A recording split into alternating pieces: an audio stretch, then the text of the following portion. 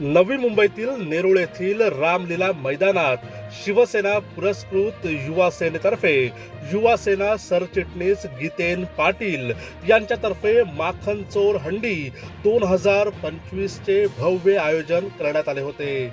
नवी मुंबईत सध्या युवा सेनेचा झंझावात पाहायला मिळत असून नागरिकांच्या समस्या सोडवण्यासोबतच महाराष्ट्रातील संस्कृती आणि परंपरा जपण्याचं काम देखील युवा सेनेच्या माध्यमातून करण्यात येत आहे।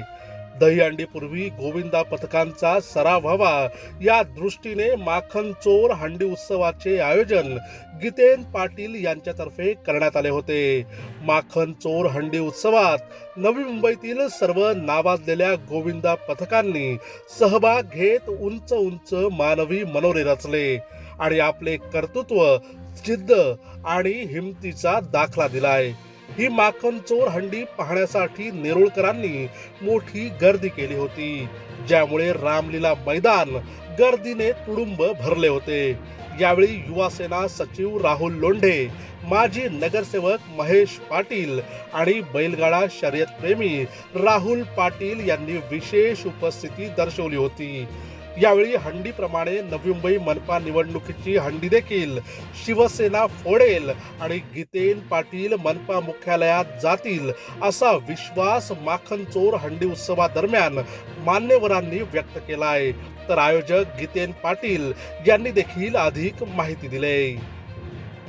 आमचा युवा सेनेचा पदाधिकारी गीतेनं जे आयोजन केलेलं आहे माखन हंडी चोर हंडी आणि सालाबादप्रमाणे यावर्षी प्रचंड गर्दी, गोविंदा पथकांचा उत्साह या नवी मुंबईमध्ये आहे आणि खऱ्या अर्थानं ज्यांनी दहीहंडीला मान दिला, सन्मान दिला आणि देशाच्या कानाकोपऱ्यात दहीहंडी ज्यांनी पोहोचवली तर धर्मवीर आनंदी साहेबांनी खऱ्या अर्थानं दहीहंडी पुढे नेली आणि या दहीहंडीचं उगमस्थान हे ठाणे आहे, ठाणे जिल्हा आहे।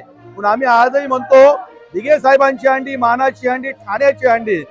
साता समुद्र पार दिघे साहेबांनी हंडी नेली आणि दिघे साहेबांच्या पश्चात त्यांचे पट्ट शिष्य आदरणीय एकनाथ शिंदे साहेबांनी ही संस्कृती, ती परंपरा, तो वारसा जपला। मला वाटतं खऱ्या अर्थाने या महाराष्ट्रामध्ये, या देशामध्ये दहीहंडीला जर कोणी महत्व दिलं असेल तर शिवसेनेने दिलेलं आहे। शिवसेनेने ती परंपरा पुढे नेलेली आहे, ती संस्कृती जपलेली आहे। आज गीतेंनी सुद्धा ही संस्कृती पुढे नेलेली आहे। मी मगाशी भाषणात म्हटलं की ही दहीहंडी आज आहे, 16 तारखेला आहे, पण जेव्हा नवी मुंबई महापालिकेची हंडी लागली जाईल ती शिवसेना फोडेल आणि चांगल्या थरावर जाऊन फोडेल आणि सत्तेवर जाऊन बसेल।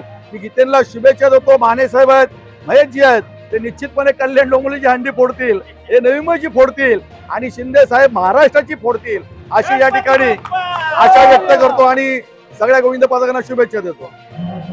मी सर्वप्रथम गीतेंचे मनापासून आभार मानतो।